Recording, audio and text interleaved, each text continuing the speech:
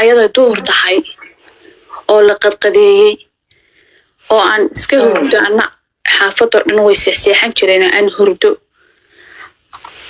ee wiil habartay dhashay kufsaday gabadh ay dhashay oo yar oo halkaas oo kale soo fadhiyada oo inta cuna sameeyay qosasho bay tiri machaariyad ba shaqo la geeyay machaariyad ba waxbarasho la geeyay anigoo yar oo gabar yara oo aan qaangaar ahayn ayay hooyaday habartay u timi kadib markay habartay u timaaday waxay ku tiri gabadhaaday si waxna waan kuu soo barayaa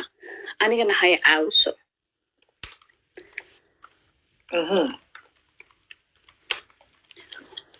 hooyaday waxay tiri waayahay taa ka hayso habartay way soo kaxaysatay markay soo kaxaysatay habartay waan yaraa qiyaastii meelaha 12 jir mise 11 jir baan ahaa gabdhaha yar markay ugu xoog badan yihiin xagga shaqada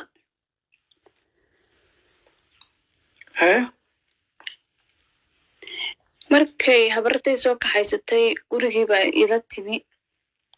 gurigii markay ila timaaday aan halkii joogno waa u shaqeeyaa markaa shaqadii baan bilaabay gurigii baan uga shaqeeyaa wax kasta qabtaa wax iskuul igu daraya iyo wax maxaamadii geynaya iyo wax wixii ay maaragtay hooyada lagaga soo kaxaystay la ii sameynaya midna ma jirto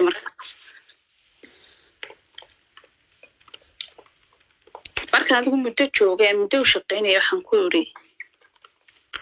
habreeray miyadan dee waxbarashadii geynay gabadh ay dhashay oo yar oo halkaas oo kale soo fadhiyada oo inta cuna sameeyay qosasho bay tiri machaariyad ba shaqo la geeyay machaariyad ba waxbarasho la geeyay marka lamaan hadlin iska aamusay habar waxay tiri oradow shaqadan ku diray qabo habar adu shaqadii baan sidii ku qabtay sidii haddaan u shaqeynayay oon cidi meeli geynin oon cidi ii naxariisanin oon cidi maaragtay waxa la ii soo kaxaystayna markaa un ay tahay inaan u shaqeeyo waxaan u wareegay aan yidhi waan u wareegayaa gabadheedadaya waa gartaa eedadii markaan u wareegay eedadii habartay aan habartii ka wareegay eedadii u wareegay eedadii xoogay islaan yaroo fiican oo waxay ahayd reer magaala oo gurigeeda gabdhaha iyo wiilashaaba isla yimaadaba ku wada sheekaysta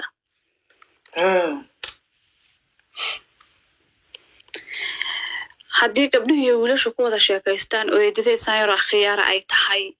way soo shaqaysataa way baxdaa aan isbarannay gabdhihii iyo wiilashii ku sheekaysan jiray gabdhihii maad aragtay ku ballami jiray wiilasha kula ballami jiray wiil ka mida ayaa aniga iga helay markaa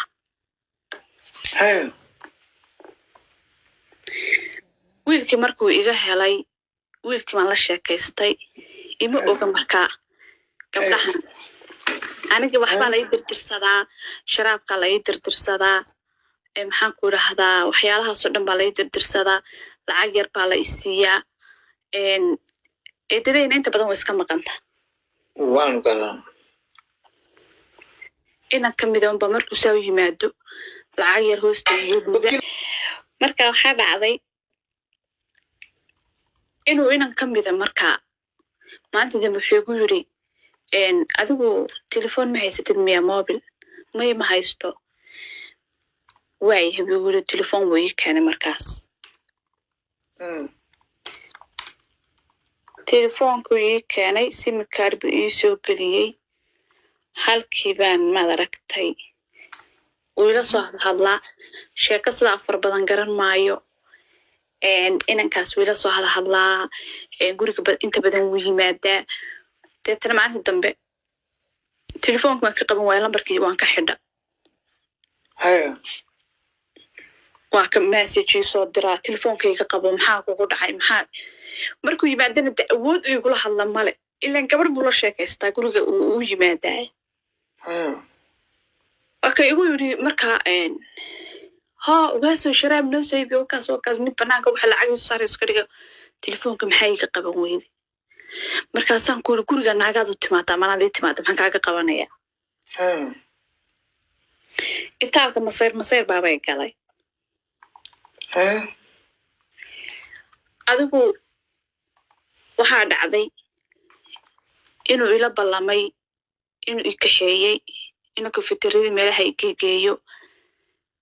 habartay maalinta dambe hay aragtaan oo kafeteeri fadhiya oo ninkaa la fadhiya dhacdayga adduunka habartay ay timaado ay gu tiraadayna mari anigu habarar ma ku raacayno guriga eedaday baan rabaa inaan ku qanacsana inaan joogo nayna mari bay gu tiri taan taagaba intay jebisay iyadii wiil ay dhashay guriga lay keenay ayaa silsilad laygu xidhay واقت halkii baa maad aragtay hooyadii lala hadlay ay tiri gabadhaadii waxaan u tagnay iyadoo waxyaala khaldan samaynaysa inaysan gabadh meesha ku joogin baan u malaynanaa inaysan gabadh ahayn baan u malaynanaa waxaaban isleeyahay dhakhtarka aad geysid aad soo eegtid inay bal gabadh tahay in kale adigu waxyaala sidaas ayay iga gudbisay habartay gurigiiba i keentay silsilad baan ku xidhanahay waa ku dhex shaqeeyaa marka waxaa dhacay way naga tagtaayo way shaqo tagtaayo meel dahablaa baa u furan habarartayo dahablahaasi maalin oo dhan ku maqan tahay waxaa dhacday markaa inay ciyaalku i dilaan inay silsiladda igu jiidaan inay i dhibaateeyaan aduu maalintii dambe ayadoo duhur tahay oo la qadqadeeyey oo aan iska hurdo ana xaafadoo dhan way seexseexan jireen aan hurdo ayaa wiil habartay dhashay kufsaday wiil habartay dhashay bay kufsaday wiilkii markuu kufsaday weliba uu i dilay markii hore xoog buu i dilay lugna silsilad baa igaga xidhnayd aadna wuu ii jir dilay markaa wuu i kufsaday gabadh yar baa joogta gabadha yar markaa qolkale ku jirtaa laakiin qayladeedii waxaa way maqlasay laakiin inuu i dilay unbay moodaysay may mooda waxyaala kale inuu igu sameeyey dib ma fahansana way yareedba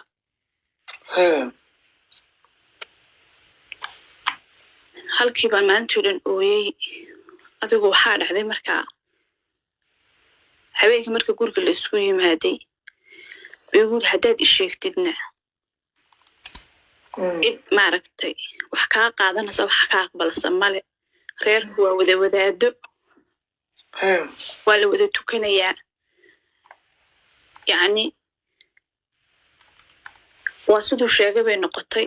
maanan sheegin laakiin gabadheeda yar habareer baa waxay ku tiri hooyo maanta uu dilay ugaaso walaalo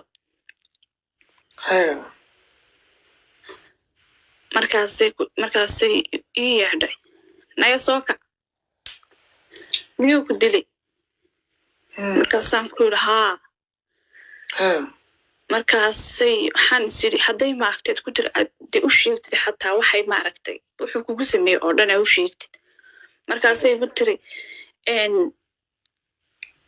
basar xumada silsiladda lagugu xidhay ayaa kuu keentay in lagu dilo soco iga hor dhaqaaq bay gu tiri markaa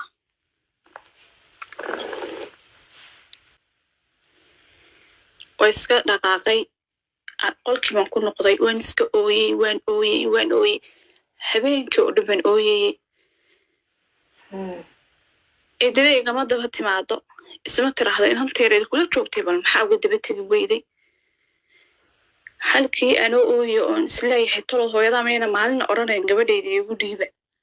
mayna ku soo wacaynin ayaa inankii macmiili ka dhigtay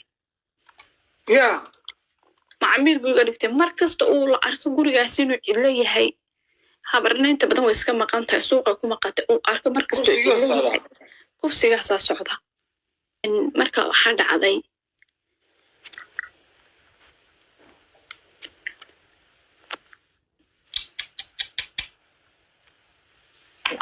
ina cabdiqaadir oo halkii uur ku yeeshay